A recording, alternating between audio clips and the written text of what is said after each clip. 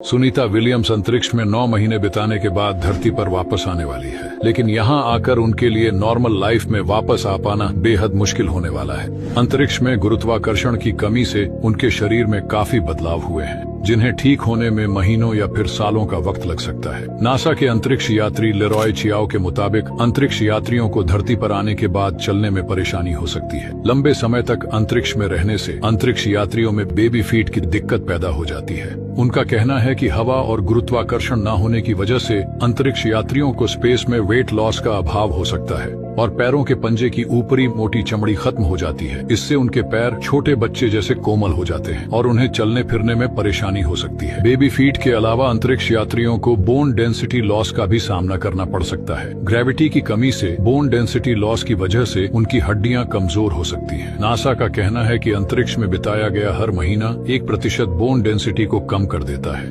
क्या आपको पता है, इंटरनेशनल स्पेस स्टेशन के अंदर बैठे लोग सिर्फ एक दिन में 16 बार सूर्य को निकलते और ढलते हुए देखते हैं। ऐसा इसलिए होता है क्योंकि ISS 27,000 किलोमीटर प्रति घंटे की स्पीड से पृथ्वी का चक्कर लगाता है और सिर्फ 90 मिनट में दुनिया का एक चक्कर लगा देता है। इस हिसाब से एक दिन में पृथ्वी के 16 बार चक्कर और 16 ही सनराइजर्स और सनसेट्स। हैरानी की बात यह है कि जब इस पर डायरेक्ट सनलाइट पड़ती है तो तापमान लगभग 121 डिग्री सेल्सियस तक पहुंच जाता है, और जब यह पृथ्वी के पीछे छुप जाता है और सनलाइट इस पर नहीं पड़ती, तब इसका तापमान -157 डिग्री सेल्सियस तक पहुंच जाता है और यह ठंडा गर्म हर 90 मिनट में ISS पर होता रहता है। ISS पृथ्वी की सतह से लगभग 400 किलोमीटर ऊपर है।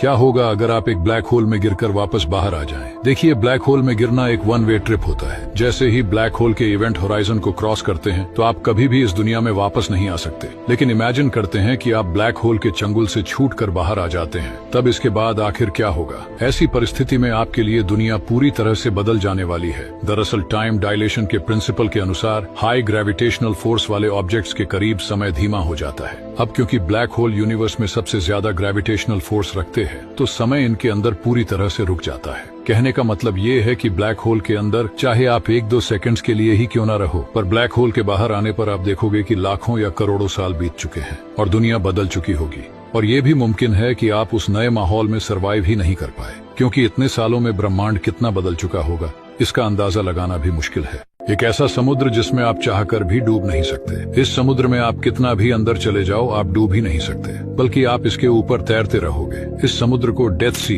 यानी मृत सागर के नाम से भी जाना जाता है और यह पृथ्वी का सबसे खारा समुद्र है। डेथ सी जॉर्डन और इजराइल के बीच मौजूद बहुत ही खारे पानी का सागर है। यहाँ मौजूद पानी में बाकी समुद्र के मुकाबले 10 गुना ज्यादा नमक है। इसके पानी में 35% नमक मिला हुआ है। इतना ज्यादा खारा पानी होने की वजह से इसमें कोई भी जीव जिंदा नहीं रह सकता और इसमें कोई मछली भी नहीं पाई जाती है। इसका पानी इतना ज्यादा खारा होने की वजह से इसकी डेंसिटी भी बहुत ज्यादा है, जिसके कारण हमारा शरीर डूबने के बजाय तैरने लगता है। अब जो दुनिया देखते हैं वो एक झूठ हो सकती है। हम गूगल मैप्स पर दुनिया के हर कोने को देख सकते हैं, यहाँ तक कि समुद्र की गहराइयों को भी। लेकिन क्या आपने कभी सोचा है समुद्र तल के ये नक्शे सच में असली हैं भी? क्योंकि ना तो लाइट वहाँ तक पहुँचती है, ना ही इंसान और ना ही सैटेलाइट के सिग्नल। तो फिर गूगल को कैसे पता चला कि समुद्र के नीचे क्या है? असल में गूगल मैप्स की सैटेलाइट असली समुद्री तल नहीं दिखाती। ये केवल समुद्र की सतह पर गुरुत्वाकर्षण के छोटे बदलावों को मापकर एक अनुमानित नक्शा बनाता है। जहाँ पानी ऊंचा होता है उसके नीचे कोई पहाड़ होता है और जहां सतह झुकी होती है